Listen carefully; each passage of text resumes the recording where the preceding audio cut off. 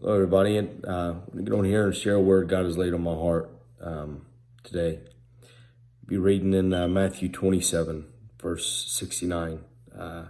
Be preaching, talking about Peter. Now, Peter was sitting out in the courtyard, and a servant girl came to him. "You also were Jesus in Galilee," she said, but he denied it before them all. "I don't know what you are talking about," he said. Then he went up out of the gateway where another girl saw him and said to the people there, "This fellow was with Jesus of Nazareth." He denied again with an oath, "I do not know the man." After a little while, those standing there went to Peter and said, "Surely you're one of them, for your accent gives you away." Then he began to call down curses on himself, and he swore to them, "I do not know the man." Immediately a rooster crowed, and Peter remembered the word Jesus had spoken. And Jesus spoke, "Before the rooster crows, you will disown me 3 times. And he went outside, and he wept bitterly. You know, when we talk about Peter, Peter was a mighty man of God. Peter, at the beginning when Jesus called him out of the boat, he was fishing with his brother. He was a fisherman. That's how he made his living. And immediately it said that he got up and he left the boat and he followed Christ, him and his brother both. Peter was a very, very hot-tempered person. He was a very hot-natured person. He's just a real man. He was a fisherman. They was real strong. And anyway, they got out there, and I mean, even when they was coming to take Jesus away, when they come to put him in chains and bring him away, Peter cut the man's ear off. Peter was a very, very close disciple. He loved the Lord, which I believe every one of them loved the Lord.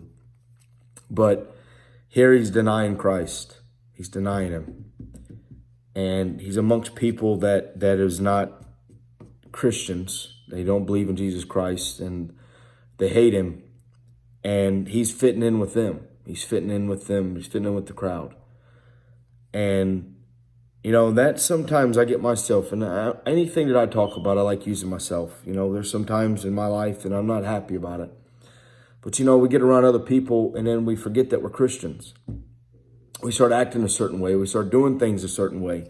We start talking a certain way. We start, I don't want to encourage you on here. I do. But, sometimes it takes more of looking at yourself, to get encouraged in the Lord. And I'm Peter. I am Peter. That's my name, and sometimes I act like Peter. I deny Christ sometimes, the way I act, the way my actions are, amongst people that would never know that I was a Christian. I might wear a cross, or I might wear a Christian shirt, but besides that, I'm filthy and wretched. And that's how sometimes we get, and the devil will try to get us wrapped. And, the devil could have took Peter here when he disowned him. He went out and he wept bitterly. The devil could have took that then and turned it and kept Peter away from who he's called to be. After this, Peter, we read about Peter, he's in the upper room and the day of Pentecost and speaking in tongues, and there was thousands saved and this, and Peter done a great work. But if he would have gave up when he betrayed and he denied Jesus Christ, when he denied him, if he would have gave up, them souls would have never been reached by Peter. So I'm saying to you today, if you've fallen, if you've messed up, if you've fallen off a little bit, or you backslid, or you've done, it's not too late. It's not too late. Don't give up. Don't give in. Even when it seems at your worst point, in your worst time, hold on to what the Lord has got in store, because he's got mighty things in store for every one of you. And I believe he got more in store for me. But I don't want to keep you so long on here, and I want to thank you for letting me, and thank you, Eli Wells, Pastor Eli, for letting me do this. And God bless you all.